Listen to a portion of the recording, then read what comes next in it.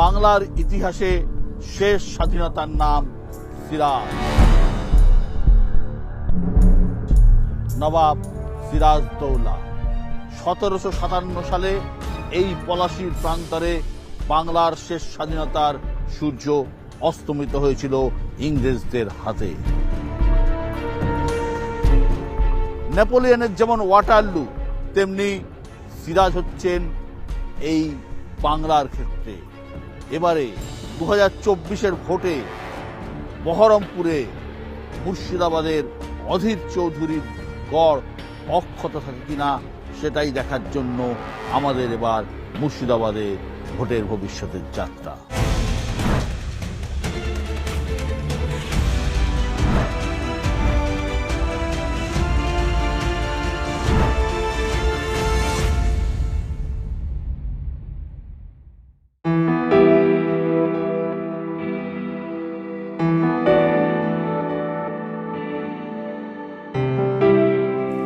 মুসলিম অধ্যুষিত এই জেলায় 3টি লোকসভা কেন্দ্র, মুর্শিদাবাদ, জঙ্গিপুর এবং বহরমপুর। 2019-এর লোকসভা ভোটে মুর্শিদাবাদ আর জঙ্গিপুর গিয়েছিল তৃণমূলের ঝুলিতে। বহরমপুর জিতেছিলেন অধীর চৌধুরী। আরও স্পষ্ট করে বললে বহরমপুরে নিজের দুর্গ টিকিয়ে রেখেছিলেন অধীর। মুর্শিদাবাদের শেষ নবাব সিরাজদৌল্লা শেষ পর্যন্ত নিজের গড় টেকাতে পারেননি। এবারে অধীর কি পারবেন তার সাম্রাজ্য টিকিয়ে রাখতে?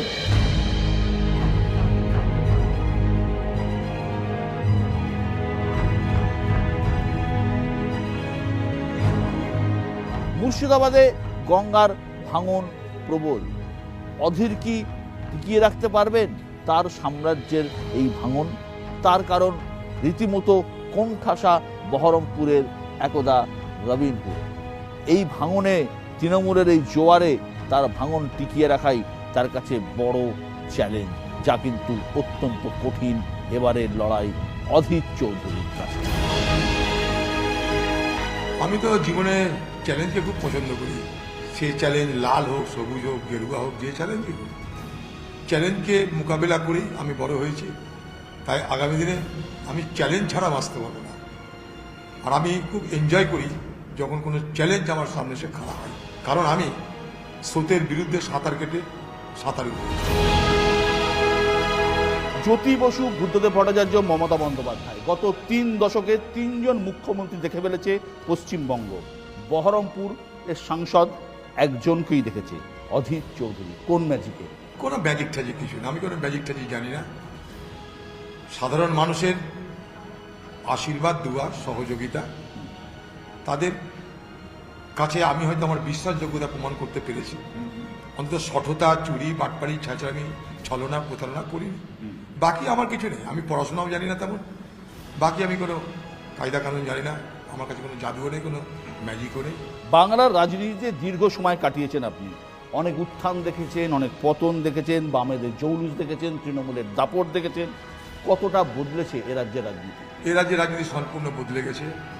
এখন ভালো লোক আর কেউ রাজনীতি করতে আসছে না। সব থেকে দুর্ভাগ্য এটা। না কলেজে আপনি দেখবেন ছাত্ররা রাজনীতি করতে চাইছে, না পাড়ায় দেখবেন কোনো ভালো ভাবমূর্তির মানুষ রাজনীতি করতে আসছে। এটা সমাজের জন্য বড় ভয়ঙ্কর দিন আসছে বলে আমি মনে করি। কারণ ক্রমশ রাজনীতিটা সরকারি দলের নেতৃত্বে লুম্পেনদের হাতে চলে যাচ্ছে, অর্থাৎ লুম্পেনাইজেশন হয়ে যাচ্ছে।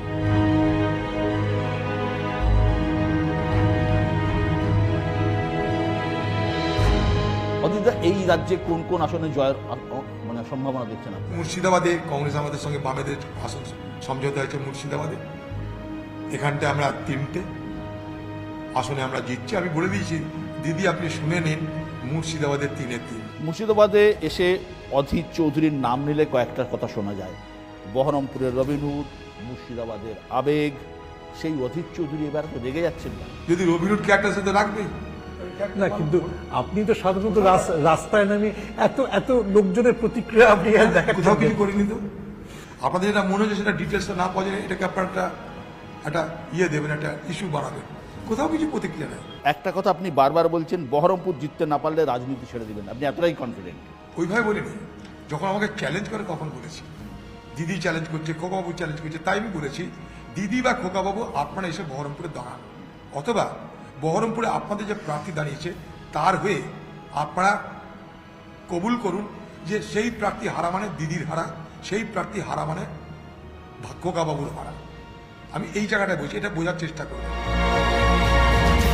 বাঙালি সভাপতি লাজুক, সেই বাঙালিকে দুবারই জামা খুলে ওড়াতে দেখা গিয়েছিল, একবার লর্ডসের ব্যালকনিতে আর একবার মুর্শিদাবাদে। সেই অধীর চৌধুরী কি একই রকম আছেন নাকি ঈশ্বর যুদ্ধ হয়েছে? সে এবার ঠিক কথা, সে একটা অত বড় ক্রিকেটার, তার সঙ্গে আমার কেন তুলনা করবে? আমরা এখানটায় আমরা দেখুন ইমোশনাল, যখন যেটা হয় তখন সেটা করি, ওসব বুঝে শুনে কিছু করে না, হয়তো কোনো কারণে জামা উড়ানোর ভালো লেগেছে উড়িয়েছি। আপনাকে তো মোদিজি পার্লামেন্টে দাঁড়িয়েও চ্যালেঞ্জ করেছেন যে কংগ্রেস 40 পেরোতে পারবে না, কি অধীরজি কি? না না, ওটা তো আপনাদের এও করেছে, মমতা ব্যানার্জি করেছে। আপনার মোদি বলেছে 370, 400 অনেক কিছু বলেছে। মোদিকে আমরাও চ্যালেঞ্জ করেছি পার্লামেন্ট। অজিতদা, রাজনীতিক হিসেবে আপনি সফল, টানা 25 বছর নিজের কেন্দ্র ধরে রাখা এত সহজ ব্যাপার নয়।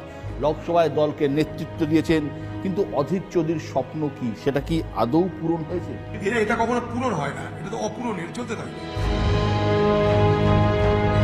গত কয়েক দশক ধরে মুর্শিদাবাদের রাজনীতি মানেই অধীর চৌধুরী, অধীরকে জেতানোর লড়াই, অধীরকে হারানোর লড়াই।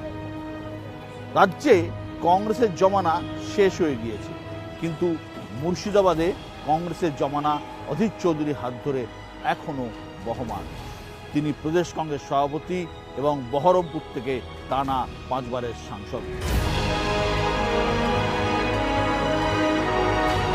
তবে সময়ের সঙ্গে সঙ্গে অনেক কিছু বদলেছে। এক সময়ের ঘনিষ্ঠ সঙ্গী সাথীরা বিরোধী পক্ষে নাম লিখিয়েছে। মুর্শিদাবাদের লোকসভা, বিধানসভা, পঞ্চায়েত, পুরসভা সর্বত্রই ডালপালা বিস্তার করেছে তৃণমূল কংগ্রেস। তা সত্ত্বেও মুর্শিদাবাদে নামলে এখনও চ্যালেঞ্জের নাম অধীর চৌধুরী, এখনও বিরোধীদের টক্কর দিতে পারেন তিনি। 21-এর ভোটের ফলের নিরিখে অনেক ভোটে পিছিয়ে রয়েছেন অধীর চৌধুরী। 2019 সালে এই বহরমপুর লোকসভা কেন্দ্র অধীর চৌধুরী জিতেছিলেন 80,000 ভোটে, কিন্তু তার মধ্যে শুধুমাত্র 90,000-এর লিড দিয়েছিল এই বহরমপুর শহর। কিন্তু পরবর্তীকালে 21-এর ভোটে বহরমপুর চলে গেছে বিজেপির হাতে, এবং বহরমপুর শহরের আশপাশের সমস্ত পুরসভা এবং পঞ্চায়েতও তৃণমূলের দখলে। ফলে অধীরের লড়াই রীতিমতো কঠিন, তাই তো সুমন? এই লোকসভাটায় যে 56% মতো মুসলিম ভোট আছে, তার উপর অবশ্যই তৃণমূলের ভাগিদারির মানে আশা অনেক বেশি। কারণ তৃণমূল ইতিমধ্যেই জেলার 22টার মধ্যে 20টা বিধানসভা পেয়ে গিয়েছে, এবং গোটা রাজ্যেই দেখা যায় যে সংখ্যালঘুরা একটা মমতা বন্দ্যোপাধ্যায়কে নির্ভর করে। বিশেষ করে সিএ বা যেভাবে নরেন্দ্র মোদী রোজ বিজেপি নেতা হিসেবে সংখ্যালঘুদের আক্রমণ করছে, সেখানে মমতা বন্দ্যোপাধ্যায়ের মুসলিমদের জন্য বুক চিতিয়ে দাঁড়ানোটা অবশ্যই সংখ্যালঘুদের কাছে বাড়তি আশা ভরসার বিষয়।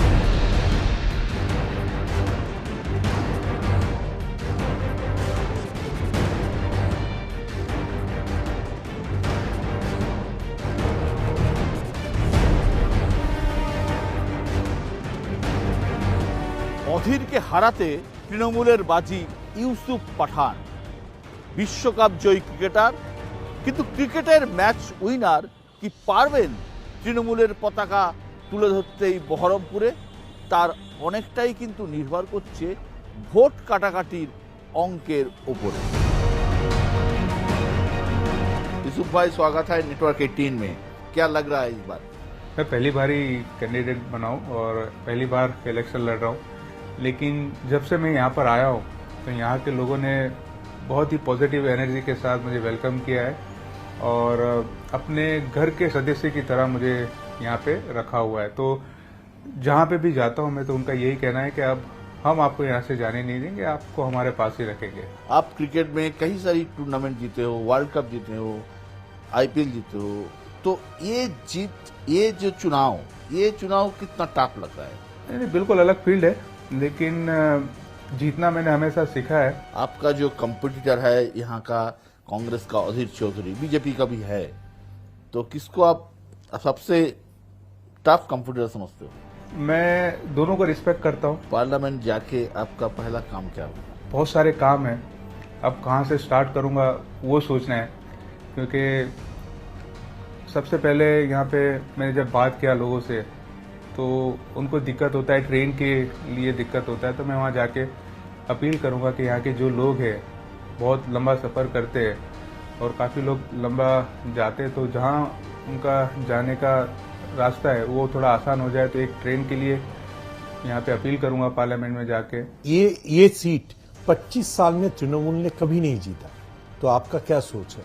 पठान जो है ना वो बड़ी हिस्ट्रिकल जो जंगें हैं उन्होंने लड़ी है और वो जीते हैं। आपके भाई आएंगे, इरफान भाई, आपके लिए कैंपेन के लिए? इरफान भाई अभी बिजी है, आईपीएल में काफ़ी बिजी है, तो जब भी उनको वक्त मिलेगा तो इंशाल्लाह ज़रूर आएंगे, लेकिन वो प्रॉमिस नहीं कर सकता मैं, क्योंकि वो भी काम कर रहे हैं। कीर्ति आजाद के कैंपेन के लिए आप जाएंगे? पार्टी बोलेगी जाने के लिए तो बिल्कुल जाऊंगा। कीर्ति भाई आएंगे आपके लिए? बिल्कुल वो भी आएंगे।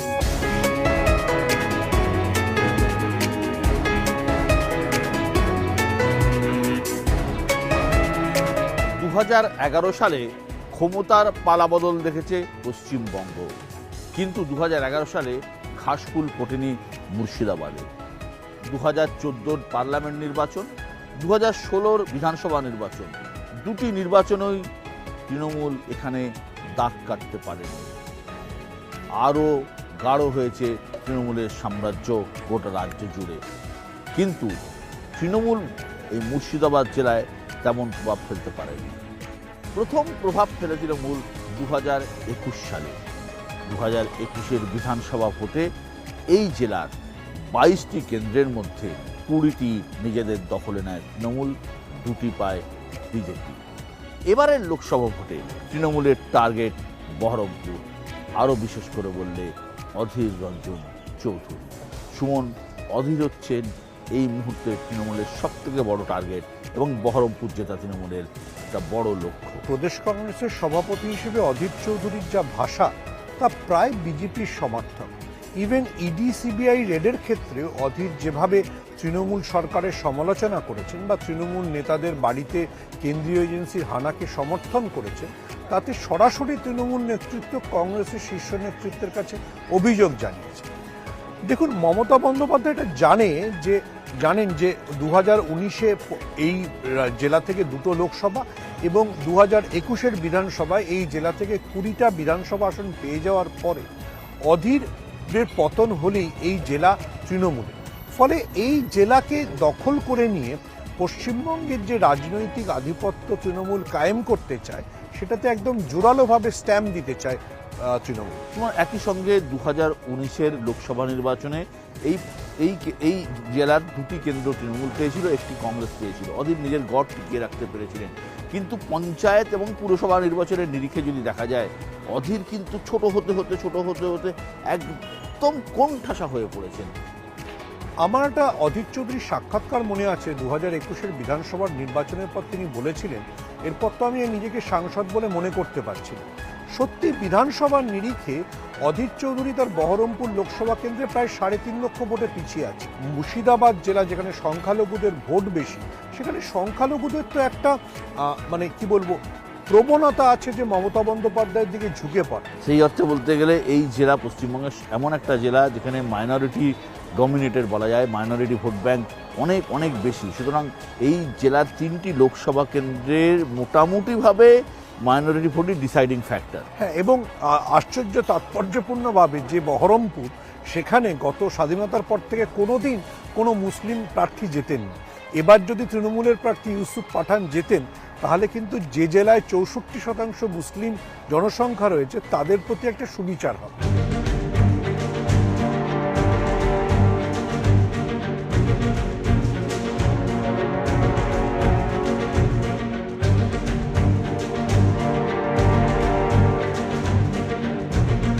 সিরাজের বিরুদ্ধে চক্রান্ত করেছিলেন তার নিজের লোকরা। নিজেদের লোকেদের হাতেই পরাজিত হতে হয়েছিল সিরাজদৌল্লাকে। তার মৃত্যুর পর তার ছিন্ন ভিন্ন দেহ ঘোরানো হয়েছিল মুর্শিদাবাদের অলিতে গলিতে। মুর্শিদাবাদের মাটিতে লেখা রয়েছে সেই বিশ্বাসঘাতকতার ইতিহাস। মুর্শিদাবাদের রাজনীতিতেও রয়েছে বিশ্বাস আর অবিশ্বাসের দ্বন্দ্ব।